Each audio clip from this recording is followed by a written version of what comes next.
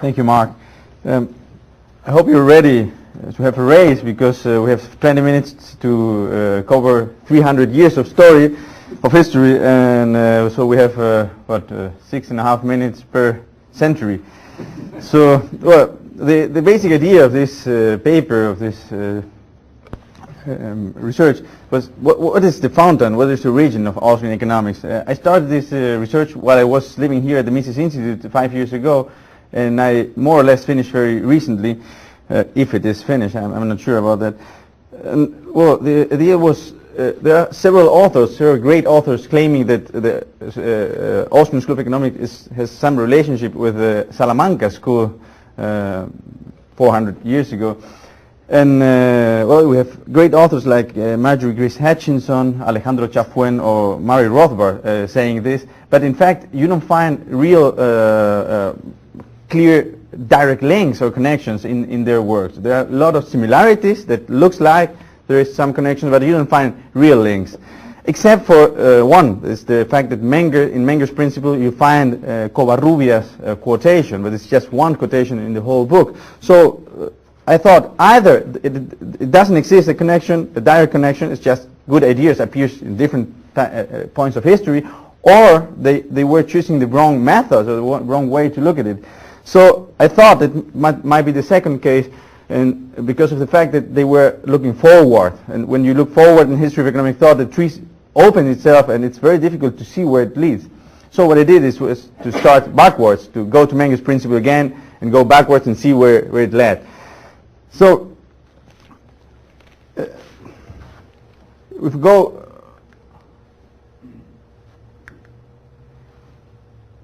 if you go to Menger's principles in 1871, the founding work of Austrian economics, the main characteristic, as you know, were the subjectivism, the correct relationship between price and cost, the concept of time as related with human action, the idea of the structure of production, and the methodological individualism. Well, as Streisler has already stated, Menger announced that all these characteristics, or most of these characteristics, are to be found, that Menger announces that there is an intense attachment to German economics, and he announced this ad nauseam, as Streisler said. In fact, the principles were dedicated to Roscher, to Wilhelm Roscher. In the prologue, you will find that Menger says that all what he's saying is just a continuation of what German authors already said. And if we go to the quotations of the book,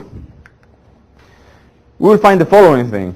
We will find that the most quoted authors were Roscher 17 times, but from this 17 times, only one was negative, so mainly all of them positive.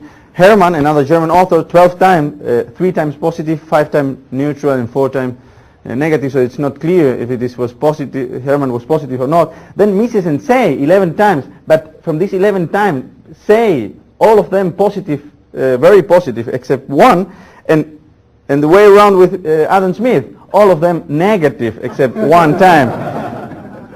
Then, if we go to the next, Schaeffler, every time Schaeffler was quoted positively, it was not clear if it was because he was holding the position that Menger was trying to get or not, but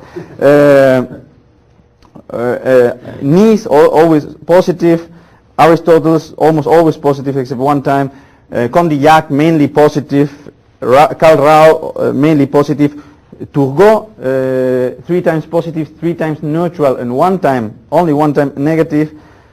Lutz is the exception, is the only German author that was mainly quoted negatively.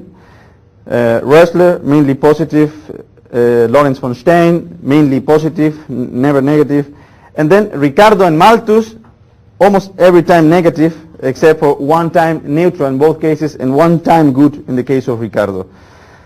Then we have Hufeland, the founding father of this German school, that was quoted mainly neutral or positive. Galliani, only 2 times, but always in very important, 2 times in very important moments of the book, and very positive.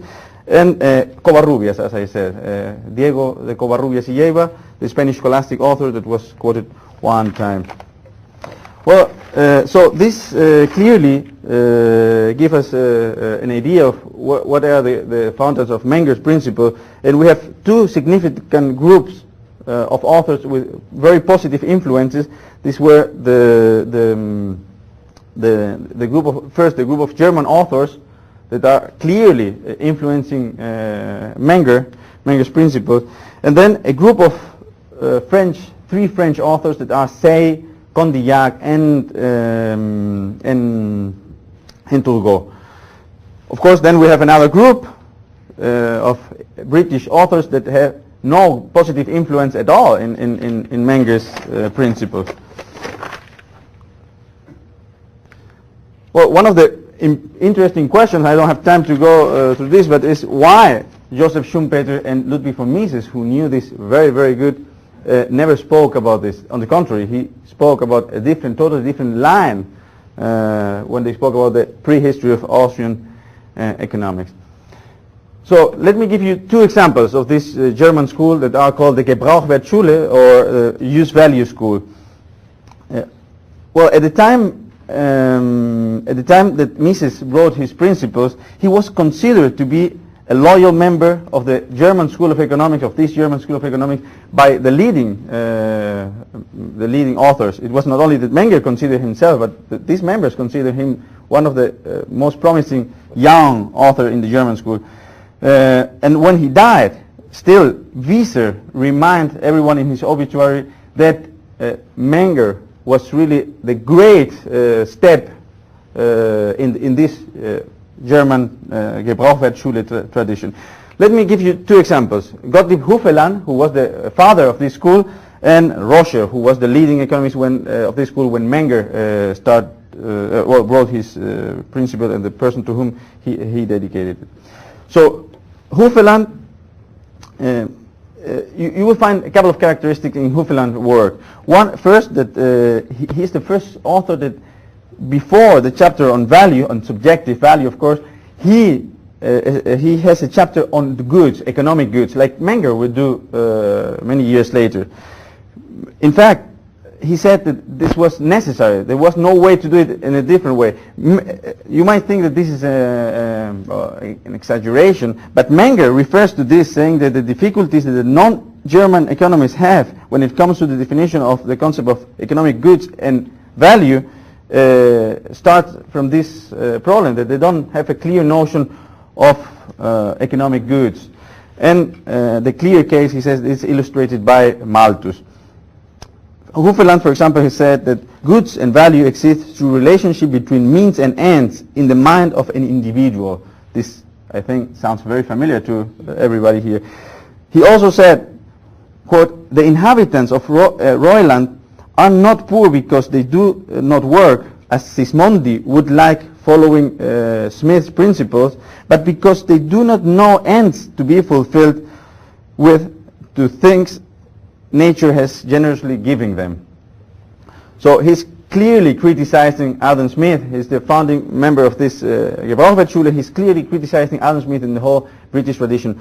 Well, from Hufeland till Menger, every member of this school would clearly and strongly criticize, attack this the British school or the Scottish School of Economics. If we go to his books and we see who is he quoting, we will see that he's quoting a German author, the previous German author, Luther is called mainly, and then more or less the same times, 35 to 50 to 40 times, Sismondi, Smith, and Say. But again, most of the times he's quoting Smith, like this time, is criticizing Smith and also Sismondi. And most of the time he's quoting Say, he's using Say as an ally to defend his subjectivism. In his second volume on monetary theory, he's using again Say, well, more than Say, Busch, Georg Busch, a German, very interesting German author on monetary theory, and then Say and Thornton.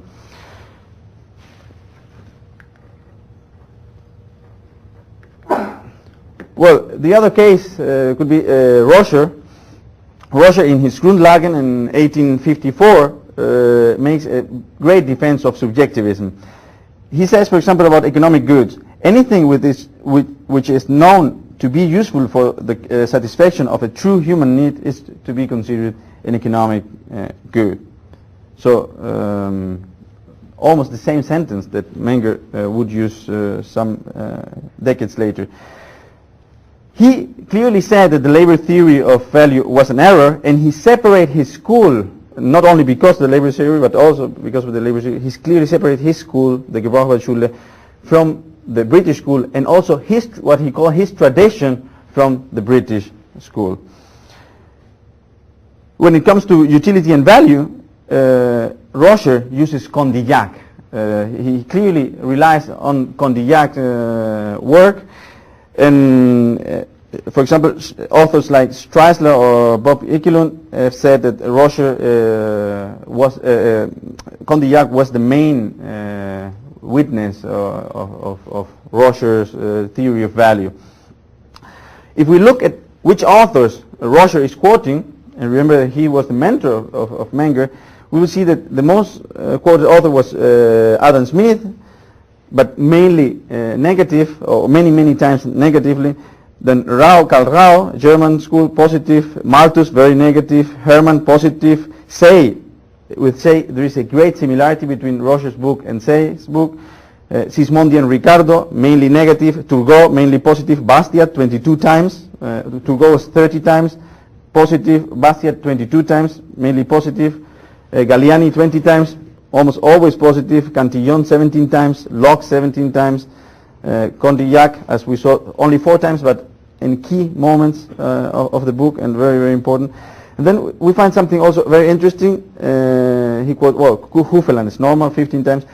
Hugo Grotius, how do you spell it? Grotius, 7 times, and in very also quite important moments. And Juan de Mariana, 3 times. And this is very interesting because there is another very direct connection between the mentor of Menger and scholastic school. Well, Grotius was the person who brought the scholastic ideas into the Protestant world, and Juan de Mariana was probably the most impressive case of a more similar case of the scholastic authors if you compare it to the Austrian School of Economics.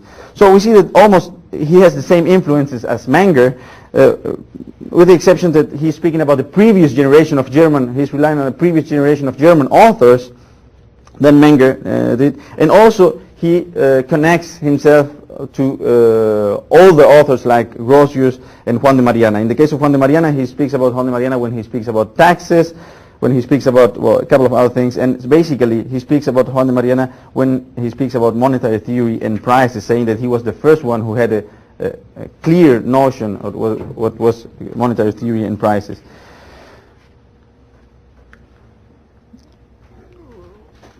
Well, I just forgot to say that Rocher infuriated Karl Marx by using Condillac, and Karl Marx answered in his Capital that Rocher used Condillac to attack his theory and the objective theory of value just because Condillac was an author that spoke a lot but had no idea about value theory. Well, Eugen von Bombarberg, for example, recognized in several points of his work that the origins of the Austrian school and the origin of Menger principle was this group of German authors called the Gebrauchtwertschule. But of course, if we see clearly that we have this other group that I spoke about when we saw Menger's principle, that is this group of 3 French authors, Say, Condillac, and Turgot, but we also have Galliani that we see that in Rocher becomes even more important with 20 or 30 times, all the times positive quotes. So let's go to Jean-Baptiste. In 1803 he writes his treatise on political economy, and it's something, I would say that this treatise is Smith's antithesis.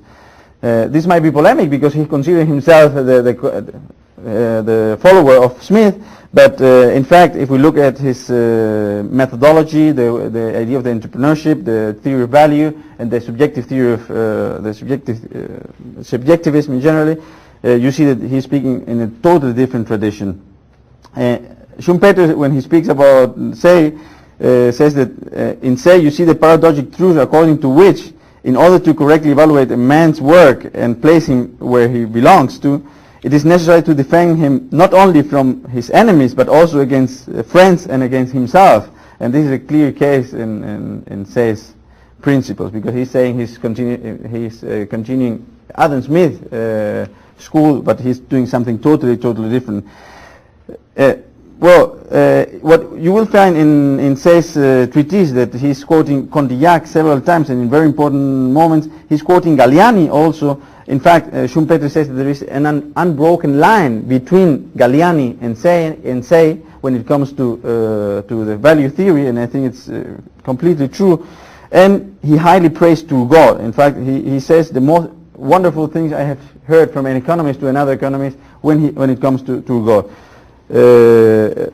Schumpeter said also that there was nothing new in Say's treatise if you already knew the Turgot Cantillon tradition. Okay, let's go to Condillac, the other French author. In 1776 he wrote his treatise, the same year as The Wealth of Nations, and his work, you will find that he has a counterfactual analysis. He speaks about uncertainty, he speaks about ignorance, expectations, and according to Terence Hutchinson,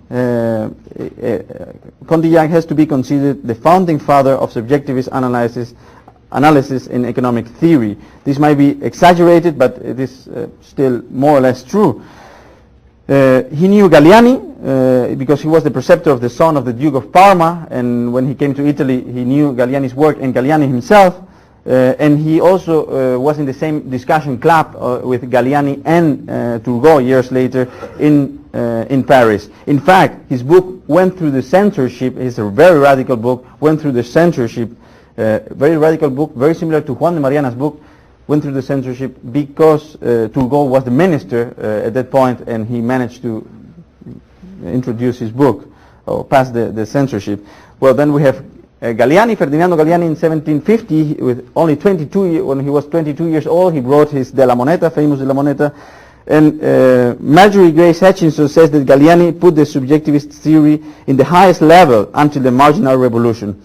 Well, more important than this is that his realistic approach to economic problem was based on human action, in clear contrast with Adam Smith and Ricardo's way of approaching economic problems. But, however, as Schumpeter and other authors have said, this was nothing original. At least it was nothing original if you already knew the ideas of the scholastic authors and the ideas of Davanzati, post-scholastic Italian author. So Turgot, in 1750, he also, the same year as Galliani, wrote his main work, and he was a great politician, as I said, but he was also an outstanding thinker. He spoke about trade in a great way, the role of the state, protection against protectionism. He explained the theory of price and value, the decreasing utility. He spoke and wrote against equilibrium analysis, against the contractualist theory of the origin of money, and he had a great theory of production, and even he had a complete theory of capital. In fact, von Baber took mainly to write his piece through his great work on capital. Rothbard said that Turgot was a Hayekian in one sense, in the sense that he was a predecessor of Hayek with the idea of information, subjective information. Well, we have these three great authors, and where come the ideas from? Well, it's difficult to say because they don't quote almost anybody, but we can look at some characteristics. One is that they all studied theology, and they had to know the work of the scholastic authors. The three of them were abbés, and two of them studied in La Sorbona, where Juan de Mariana and other scholastic authors were teachers 80 years before, and the treatises were still taught. And for example, Marjorie Grace Hutchinson said that Turgot and Condillac were just post-scholastic authors, repeating what the scholastic authors were saying. And it's also worth to note that Galliani spoke about, didn't give names, but spoke many times about the scholastic authors and about Davanzati, who was a post-scholastic author in Italy. If we go to Turgot's library, this is something that I found in Oxford, in the Oxford library, you see that it's not by coincidence that he had this subjective theory of information, because he had Juan de Mariana's book, where Juan de Mariana explained the subjective theory of information. He also has Juan de Mariana History of Spain. He also had Covarrubias' book. He also had Cantillon's books in his personal library. He also had Galliani's book, Rocio, and Locke, Locke complete works. So we see that there are other authors like Locke, Davanzati, Grotius, and Lessius that are very important in this line, that all bring us to finally to scholastic authors like Juan de Mariana. So it is not by coincidence, but because there is a tradition that in the scholastic authors we will find, just 30 seconds, that we will find the defense of private property in its clear connection with economic ideas, the dynamic concept of competition understood as a process of rivalry, the discovery of time preference principle, the distorting influence of inflation, the inflationary growth of money on prices, the negative economic effect of fractional reserve banking, the idea that the bank deposit form part of the monetary supply, the impossibility of organizing society by coercive commands, due to lack of information or subjective information, the libertarian tradition that any unjustified intervention on the market, by the state violates natural law and creates negative economic consequences, the dynamic nature of the market and the impossibility of the model of equilibrium, the proper relationship between prices and costs, and the subjective theory of value. All the things you can find in the scholastic authors, and it is not by coincidence, it's because you can follow a clear line, a clear tradition that is a continental tradition from Vienna to Salamanca.